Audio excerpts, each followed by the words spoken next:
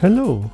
Today we want to focus on security and to discuss the difference between your access keys and room tokens, and also how to properly and securely connect your players to the correct ODIN rooms. In the last two videos we neglected this aspect of our implementation of ODIN.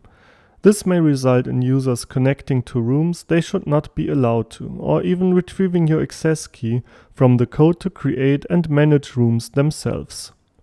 Of course, in a production environment, we want to prevent this from happening.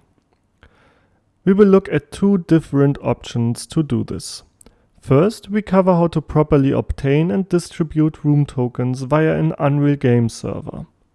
The other option is a custom backend with an HTTP endpoint.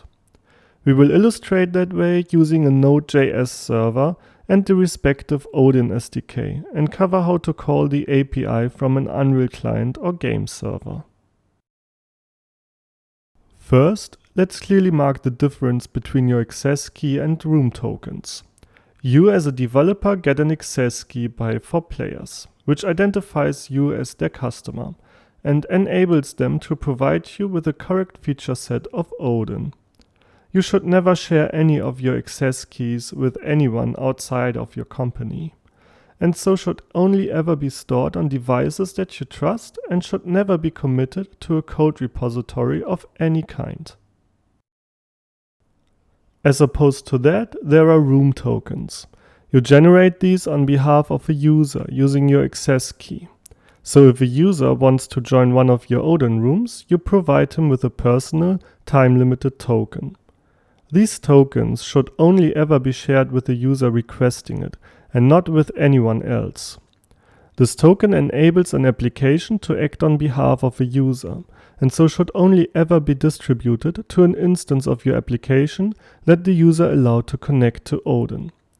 In the room token, some basic information is stored, like the username, so that other clients connected to the same ODIN room can obtain this info and display it to their user. Room tokens should only ever exist on the device that set it up and on the trusted user device. When not needed anymore, a device should forget it. Now that we have this out of the way, we can talk about how to implement this. First, let us talk about how to do this on a dedicated Unreal game server. How to set up an Unreal project to build as a dedicated server or how to set up an infrastructure for game servers is out of scope of this tutorial, but I will provide some useful links in the description that cover this topic. Also, like in the previous videos, I will assume that you are somewhat proficient in the Unreal networking systems. Earlier we said that we want the access key to only ever exist on devices that we trust. In this case, it is our dedicated game server. Since we do not want to put it in any of our code repositories, we will from now on store it in a separate file or an environment variable. When setting up the game server in your infrastructure, you will have to provide it with the environment variable or file respectively. For our example, we will use a simple text file to not overcomplicate things. The access key will only be read on the server and must not be replicated to any clients ever.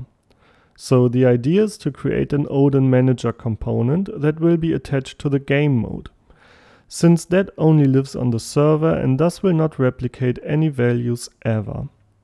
Secondly, we need a generated room token be replicated to only the client asking for it and not any other client. This seems perfect for our ODIN client component that we created earlier, because it is attached to the player controller, which only exists on the game server and the owning client and none else.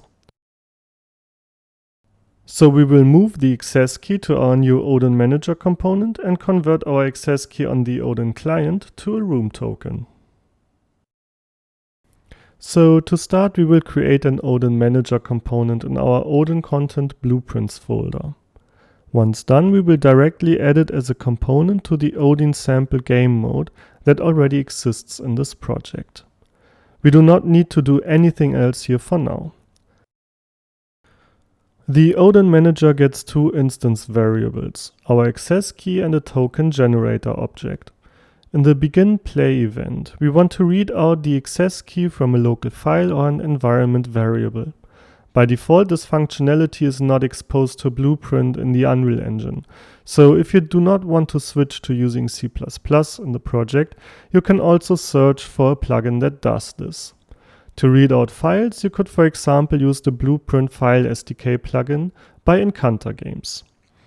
It is easy to use and is available for free in the marketplace.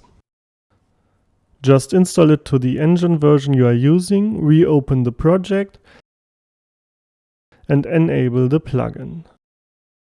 Then restart the editor again. Now we can implement the read access key event in the ODIN manager. Create a custom event, call it read access key, and put a branch in it. Then create a read string from file node, bind its return value to the branch, and then set the access key variable to the result of the node.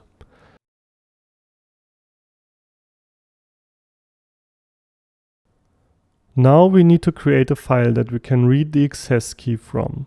I simply placed this in C ODIN in a text file named ODIN accesskey.txt. Since the Blueprint File SDK only takes absolute file paths, you will have to either put the file in the same place on all development machines and game servers, or you create a logic that decides for the correct path. Also note that the file paths look different on different operating systems, so if you develop on Windows for a Linux server, you will have to take that in regard as well. We put in our direct file path here and also remember to escape our backslashes. Once this is done, we successfully read out our access key. The file containing it can now be distributed safely and it is not compiled into our build. Now just call that event from the begin play event after we construct a token generator using the access key and set the corresponding instance variable.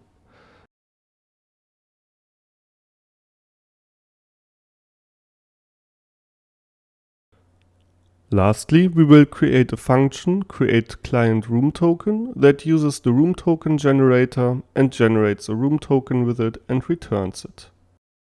We will drag and drop the inputs of the generateRoomToken function onto our function node to create the corresponding inputs: room ID, user ID, and token audience. This is all we need to do in this class. It now creates a valid room token generator on startup of the server and can return us a room token if we give it the room ID and user ID of the requesting user. Next, we will adjust the ODIN client component so it does not store the access key anymore and instead stores the room token that it gets from the ODIN manager.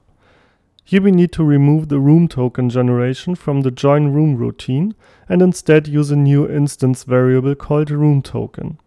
This variable needs to replicate and notify, so we can react once we have a valid room token on our user's client. Now we will adjust the init ODIN routine. Since we want to generate a room token on the server because only the server knows the access key and the client does not, we create a new replicated event and execute it on the server reliably. We can call it server generate room token. It will take the player's GUID and provide it as a user ID, so we will add it as an input to the event. We will save it as an instance variable on the server as well, and then call the createClientRoomToken function on the ODIN manager. We get the game mode, get the first component of class ODIN manager, and then call that function there.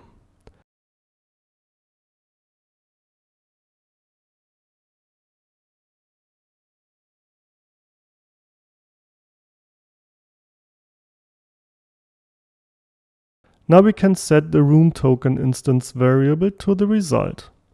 We now add a call to the generate room token event we just created after setting the own GUID on the client. The rest of the init ODIN routine will be called separately with a new event. We call it something like start join ODIN. Then we call that event in the onRep room token function. This is called once our client receives an update to the room token. This is all that we need to do to successfully and securely create a room token for the user's client. Now, no one will know your access key and only the users themselves will ever get their room tokens. Alternatively to the game server approach, you can also create room tokens on any machines that you trust, like an HTTP server, that we can, for example, build with Node.js. This keeps the game server clean from any non-gameplay code. But if you have no HTTP server for anything else running for your game, of course this might come with additional costs. To create a simple Node.js server that provides a client with a room token, we can use a sample provided by 4players. It can be found on their GitHub account. It is called ODIN Tokens. I will provide a link in the description.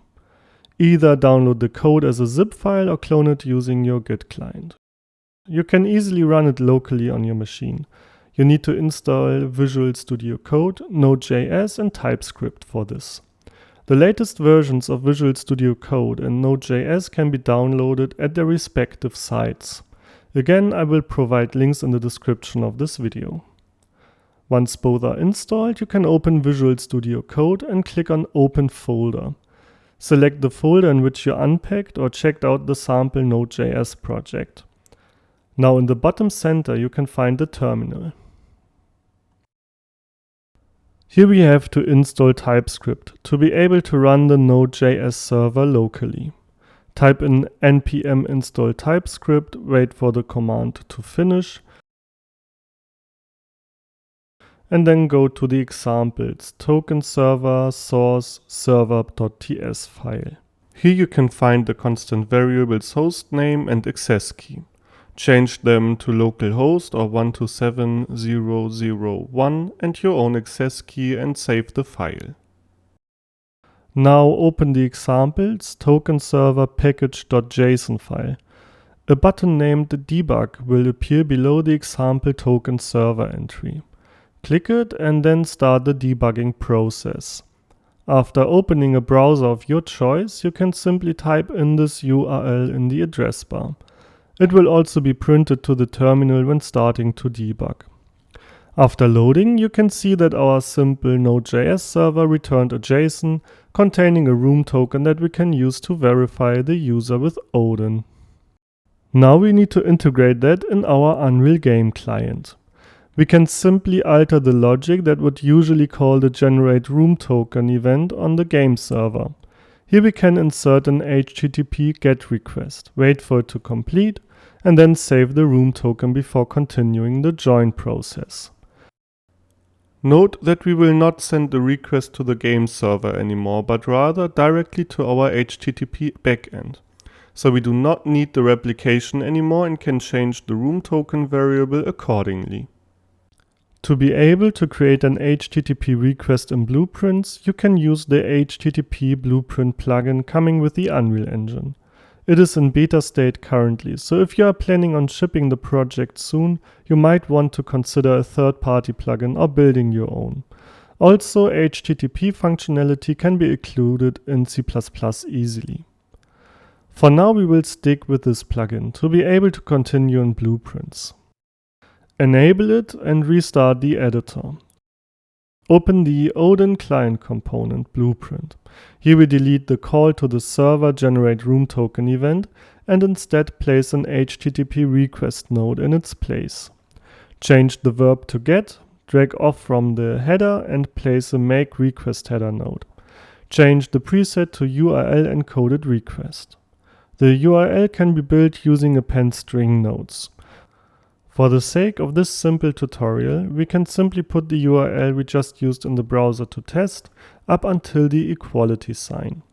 For the user ID variable, place the own GUID variable and pass it to a string. To read out the body of the result, it is easiest to create a custom structure to pass to. In the content browser, right-click and create a blueprint struct. Call it sJSON-WebToken and give it a field of type string named token. Now back in the ODIN client component, you can drag off the result body pin and place a break as JSON web token node here. It will return the string from the result, and we can finally save that as the room token variable once the request was successful. Lastly, continue the join process by calling start join ODIN. Hit the PIE button in the editor and test the voice chat. That's it. You now have 2 secure ways to generate room tokens for your users. Steps you can take from here would involve adjusting the Node.js sample to securely store the access key, for example through an environment variable or an external file. Additionally, we might want to publish it on a web service. There we will also need to enable HTTPS requests to make the generated token safe from attacks. I hope this tutorial gives you a good starting point to properly handle the room tokens of your users and your access key. So see you in the next videos and have a nice rest of your day. Bye.